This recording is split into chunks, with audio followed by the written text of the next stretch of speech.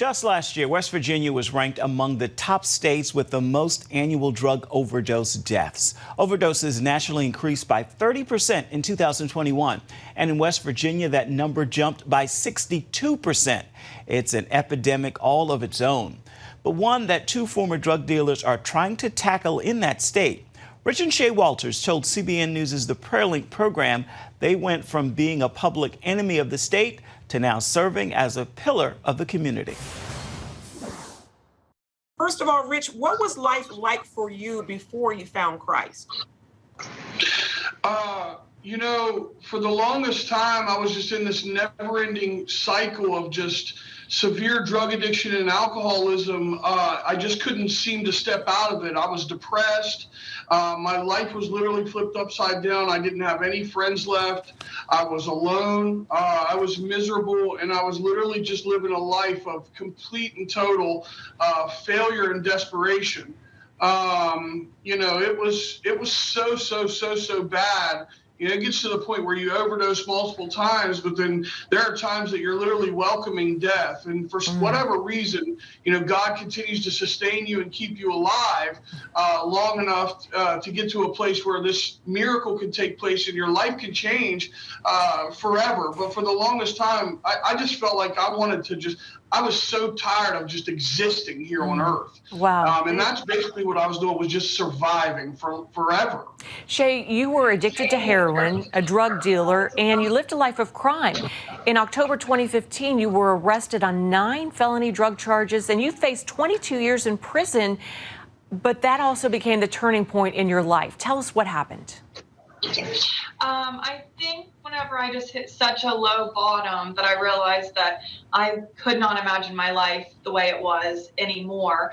And that's when I had a genuine, humble moment that I cried out to God and asked him to intercede in my life. I had lost my son. My family wasn't talking to me. I had caught very serious drug charges.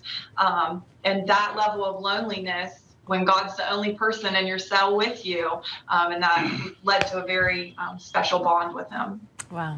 Wow. And Rich, how have things changed for you now? Well, drastically. Like when I first got sober, I was essentially public enemy number one here in this community. And since that time, I've literally become a pillar of the community now, to where the court system actually sends people to us. They trust us to help their people when they're in trouble, when they need help, when they're seeking help, and so on and so forth. I'm literally here on a weekly basis having to write letters for people just so that, while they're going to sentencing or anything else. And so my word means something now. And now, I'm married. I'm a family man. We have a business, and we just have a life beyond our wildest dreams. It sounds cliche when you say that, but honestly, I say this quite often, like, it doesn't even make sense how good our lives are, how good my life is, how good our life is. It's almost sarcastic. It's like God's really just showing off. So, I love it. So, yeah, it's literally unbelievable. Well, today you both minister to nearly 1 million people on Facebook. That's incredible. Shay, you say that you want everyone to know that God is a God of second chances. Why is that so important to share with people?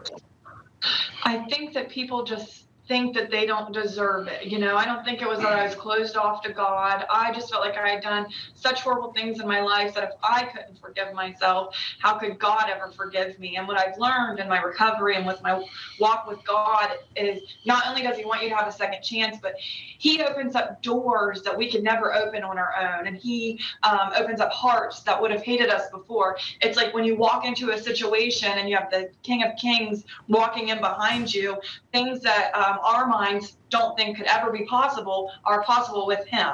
The life that Rich is talking about, the jobs that we've gotten, the healing that we've seen take place, chains of addiction being broken over people's lives. Yeah. That's not us.